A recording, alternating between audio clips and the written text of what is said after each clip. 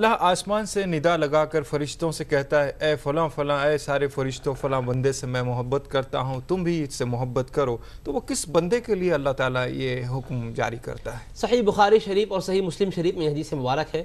حدیث مبارک کے الفاظ ہے ان اللہ تعالی اذا احب عبدا نادا جبریل. جب اللہ تبارک و تعالیٰ کسی بندے سے محبت کرتا ہے تو جبریل امین کو بلاتا ہے، فرماتا ہے انی احب فلانا فاحبہ، کہ فلاں بندے سے میں محبت کرتا ہوں، تم بھی اس سے محبت کیا کرو.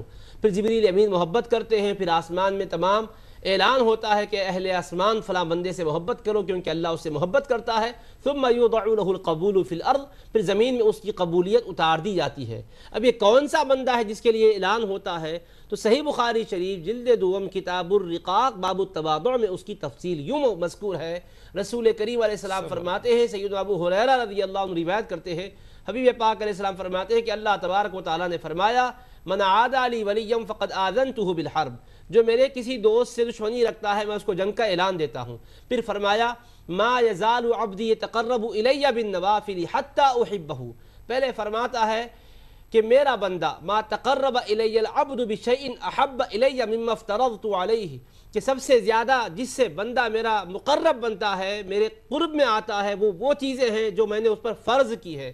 میرے فرائض کے ذریعے سے میرا بندہ میری قربتوں میں آتا ہے، میری رحمتوں کا عنایتوں کا وہ حقدار بنتا ہے. فرائض کیا ہے؟ نماز ہے، روزہ ہے، زکوٰۃ ہے، حج ہے، اور پھر خلق خدا کے ساتھ محبت کرنا، رواداری کرنا، ماں باپ کی اطاعت کرنا، بچوں پر شفقت کرنا، بیوی کے حقوق ادا کرنا، پڑوسیوں کے حقوق ادا کرنا، جس سماج جس معاشرے میں جس ماحول میں رہتے ہیں خدا کے بندے بن کر رہنا، عملی طور پر ایسا نمونہ پیش کرنا کہ ہمارے اپنے کردار سے دوسرا متاثر ہو کر حق کی طرف آمادہ ہو جائے. حق کی طرف آنے کے لیے وہ اس کے لیے ہمارا عمل تمہید بن جائے، مقدمہ بن جائے، دیباچہ بن جائے.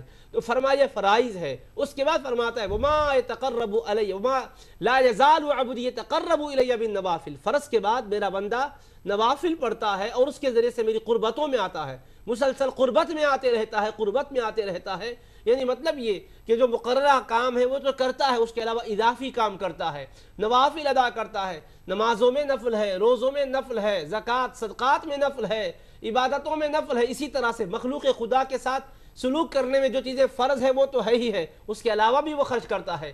اس سے زیادہ مسکرا کر محبتوں سے لوگوں کو ملاقات کرتے ہوئے خوشیوں سے لبریز کر دیتا ہے. یہ سارے نوافل کرنے لگتا ہے تو ایک وقت وہ آتا ہے حتیٰ احبہ، اب تک وہ مجھ کو چاہتا تھا، اب میں اس کو چاہنے لگ جاتا ہوں، بس میں اس کو اپنا محبوب بنا لیتا ہوں. جب محبوب بنا لیتا ہوں تو کیا ہوتا ہے فَكُنْتُ سَمْعَهُ الَّذِي يَسْمَعُ بِهِ، میں خود اس کے کان ہو جاتا ہوں جس سے وہ سنتا ہے.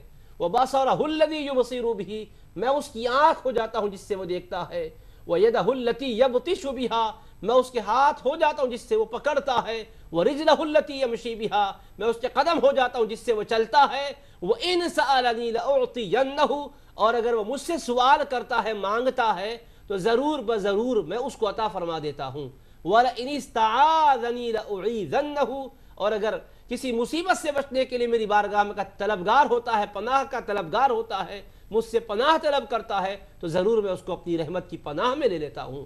تو آپ سوچئے کہ فرائض نوافل کا یہ اہتمام کرنے پر رب کریم کی محبوبیت ملتی ہے، فرشتوں میں منادی کر دی جاتی ہے اور یہ نعمتوں سے اسے مالا مال کیا جاتا ہے. سبحان